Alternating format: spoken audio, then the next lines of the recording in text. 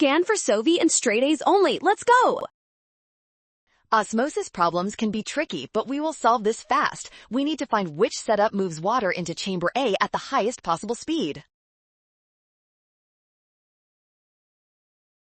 First, remember that water always moves from areas of high water concentration to low concentration. This means water flows toward the side that has more salt dissolved in the liquid. To get the fastest rate into chamber A, we need the biggest concentration difference possible. We should put salt in chamber A and keep chamber B as pure distilled water. This setup creates a massive osmotic pressure gradient pulling water across the membrane. Looking at our choices, this specific configuration perfectly matches the description provided in our... Well done! Scan the code. You can learn better with Sovi. Avoid a rush and watch signs.